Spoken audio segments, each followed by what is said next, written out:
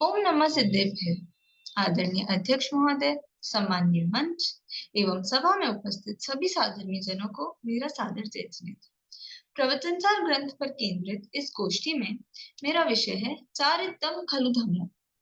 चारित्रम खलु धम्मो, यह सूक्ति तो अनेकों बार सुनी होगी, पढ़ी भी होगी, तो इसका अर्थ भी सभी को ज्ञात होगा। चारित्र अर्थात अनुव्रत, महाव्रत इत्यादि रूप परिणाम, और इसे छोटे रूप में मतलब अनशन, उपवास इत्यादि रूप में तो ऑलमोस्ट हम सभी करते हैं। इसीलिए और जो करता है उसे धर्मात्मा भी कहा जाता है। तो इससे तो क्लियर हो गया कि चारित्र ही धर्म है। तो इसमें समझने जैसा क्या है? क्या वास्तव में यही चारित्र है? क्या व्रत तप आदि करना ही चारित्र है, या बाह्य आचरण, चाल चलन ये चारित्र है? तो इसका उत्तर जानने के लिए हम चलते हैं आचार्य कुंद कुंद देव द्वारा रचित प्रवचन सार ग्रंथ की ओर।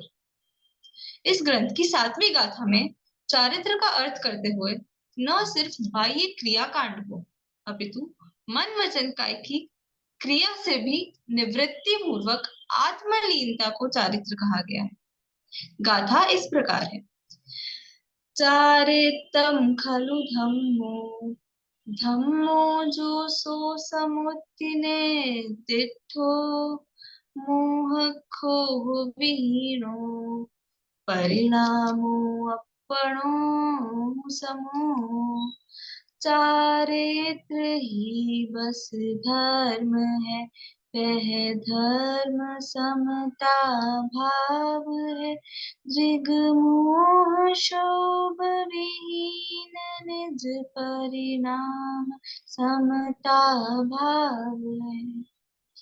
इस गाथा में 4 बोल कहे गए हैं: चारित्र, धर्म, साम्य भाव और निर्विकारी परिणाम। इस गाथा में कहा गया है कि चारित्र ही धर्म है, और वह धर्म साम्य भाव का नाम है। और साम्य भाव अर्थात मोह अर्थात दर्शन मोह, और शोभ अर्थात राग द्वेष से रहित चारित्र मोह, इन दोनों से रहित जो आत्मा का परिणाम है वही साम्य भाव है। यहाँ अपणो शब्द भी ध्यान देने योग्य है, अर्थात कि अपनी आत्मा का जो स्वभाव है, जो यथास्थित भाव है, वही साम्य भाव है, वही धर्म है और वही चारित्र है। जो निर्विकारी परिणाम कहने में आया है वही समता भाव है। बाह्य प्रतिकूल परिस्थितियों में समता धारण करना वो साम्य भाव नहीं है, अपितु पुण्य पाप सभी परिस्थितियों को एक जानकर अपने स्वरूप में स्थिरता होना ही वास्तव में समता है। जितने अंश में जीव का निर्विकारी परिणाम अथवा आत्मलीनता है उसे धर्म अथवा चारित्र कहा है। देह की क्रिया व पुण्य की क्रिया तो पर की क्रिया है, वह आत्मा का धर्म नहीं है। जब श्रद्धा आत्मा का गुण है उसकी पर्याय आत्मा में पाई जाती है। जब ज्ञान आत्मा का गुण है उसकी पर्याय आत्मा में पाई जाती है। तो चारित्र भी आत्मा का ही गुण होने से उसकी भी पर्याय आत्मा में ही पाई जाती है। वह शरीर आदि पर पदार्थों में कैसे पाई जाएगी? आचार्य जयसेन द्वारा इस गाथा का अर्थ अमृतचंद्राचार्य के समान ही किया गया है, तथापि सम शब्द का अर्थ उन्होंने शम किया है। आचार्य अमृतचंद्र यथावस्थित दशा की अपेक्षा से सम शब्द का अर्थ साम्य करते हैं, और आचार्य जयसेन विकारी भावों के शमन की अपेक्षा से सम शब्द का अर्थ शम करते हैं। ये कोई मतभेद नहीं है, मात्र व्याख्या भेद है। एक कथन अस्ति अपेक्षा से है और दूसरा नास्ति अपेक्षा से है। बृहद न्याय चक्र में समता, वीतरागता, चारित्र, धर्म इत्यादि सभी को पर्यायवाची कहा गया है। अब हम देखें कि यह चारित्र क्या है। तो सर्वप्रथम प्रश्न होता है कि यहाँ जिस चारित्र की बात है वह सम्यक चारित्र है या मिथ्या चारित्र। तो छठी गाथा में आचार्य ने चारित्र के लिए विशुद्ध दर्शन ज्ञान प्रधान यह विशेषण का प्रयोग किया है। इससे ये सिद्ध हो जाता है कि यहाँ पे सम्यक चारित्र की ही बात हो रही है। सम्यक दर्शन और सम्यक पूर्वक जो चारित्र होता है उसकी यहाँ बात हो रही है। इससे यह भी सिद्ध हो जाता है कि चारित्र से पहले सम्यक दर्शन और सम्यक ज्ञान अवश्य ही होते हैं। जैसा कि रत्नकरण शापकाचार्य में भी कहा है, सदृष्टि ज्ञान वृत्तानि धर्मम धर्मेश्वरा विदु, अर्थात सम्यक दर्शन, सम्यक ज्ञान और सम्यक चारित्र इन तीनों की एकता ही धर्म है। जिस प्रकार यहाँ चारित्रम खलु धम्मो कहा गया है। उसी प्रकार अष्टबाहुर में दंसन मूलो धम्मो यह कहा गया है। इसका अर्थ है कि सम्यक दर्शन ही धर्म का मूल है। यदि हम इन दोनों सूक्तियों को एनालाइज करें तो यह क्लियर हो जाता है कि सम्यक दर्शन ही चारित्र का मूल है। अर्थात सम्यक दर्शन रूपी जड़ जब होगी तभी चारित्र रूपी धर्म का वृक्ष उग सकेगा। यद्यपि जड़ जमीन के भीतर रहती है और वृक्ष ऊपर रहता है, संपूर्ण जगत को वृक्ष दिखाई देता है और जड़ दिखाई नहीं देती। तथापि यदि जड़ ना हो तो वह वृक्ष स्थिर रूप से खड़ा नहीं रह सकता है। जड़ के बिना उस वृक्ष की कोई कल्पना नहीं है। इसी तरह सम्यक दर्शन के बिना सम्यक चारित्र की कल्पना नहीं की जा सकती। अब हम चारित्र का स्वरूप देखें तो अमृत चंद्राचार्य 7वीं गाथा की टीका में लिखते हैं, स्वरूपे चरणम चारित्रम स्व समय प्रवृत्ति इत्यर्थः तदेव वस्तु स्वभावत्वात् धर्मः। अर्थात अपने स्वरूप में चरण करना ही चारित्र है। अपने स्वभाव में स्व समय में चरण करना यही चारित्र है और यह वस्तु का स्वभाव होने से धर्म है। इसी तरह का अर्थ पंचास्तिका या समयसार में भी किया गया है। पुरुषार्थ सिद्धि उपाय में अमृत चंद्राचार्य कहते हैं कि सभी पाप रूप मन वचन काय के योगों के त्याग पूर्वक सभी कषायों से और पर पदार्थों से विरक्तता रूप जो निर्मल आत्म परिणाम होता है वही वास्तव में चारित्र है। अब यदि हम सर्वार्थ सिद्धि के अनुसार व्याकरण से अर्थ देखें तो वहां कहा गया है, चरति चर्यते अनेन चरण मात्रम व चारित्रम। अर्थात जो आचरण करता है अथवा जिसके द्वारा आचरण किया जाता है अथवा आचरण करना मात्र चारित्र है।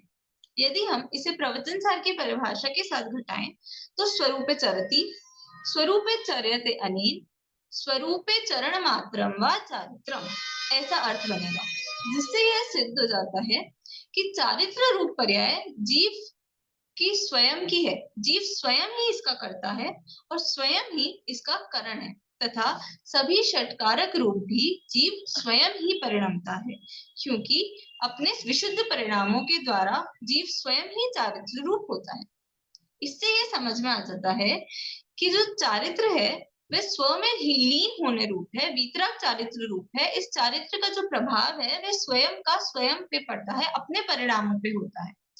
चारित्र का प्रभाव पर पदार्थों पर नहीं पड़ता है।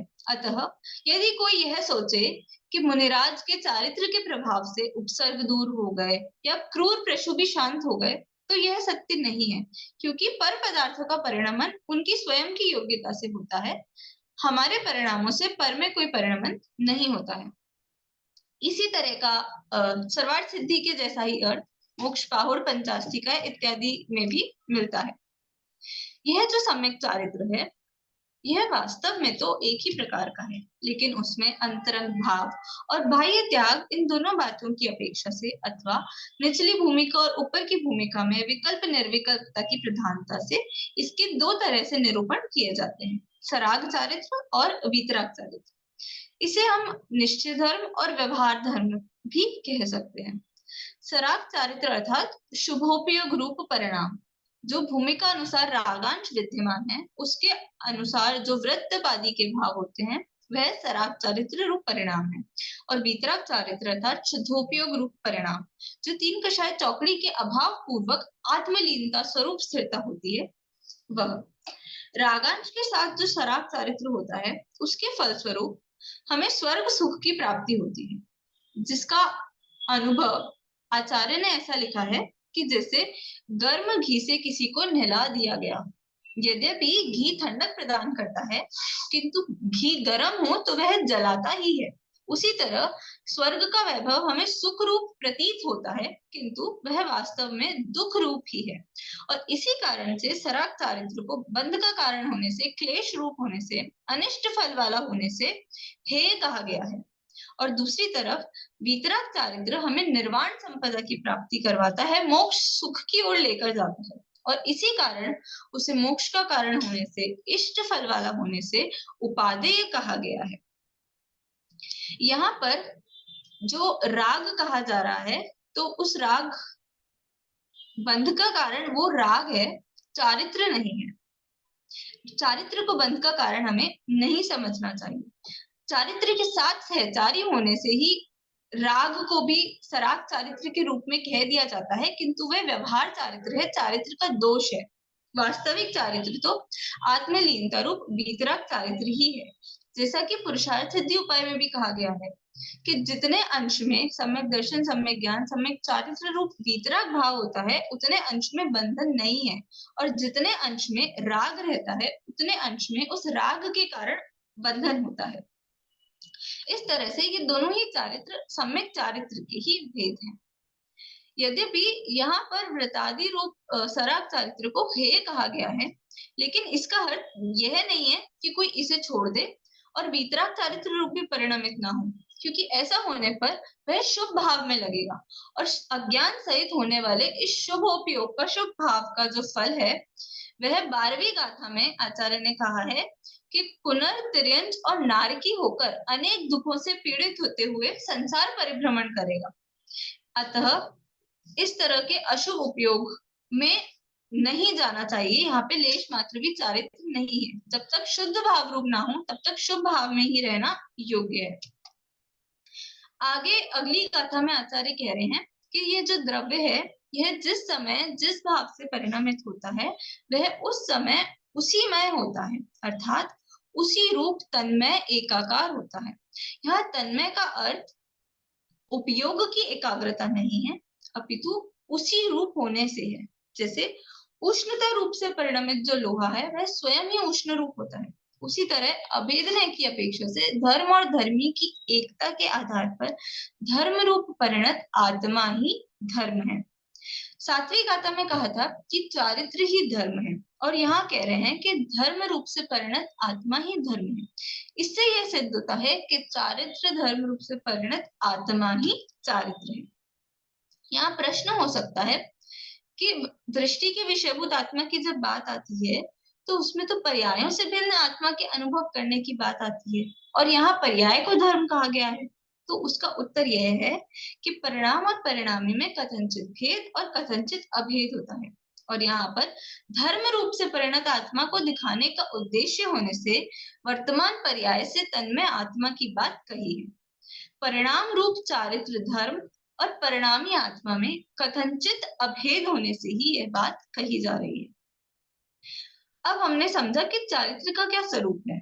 अब हम समझते हैं कि धर्म का क्या स्वरूप है।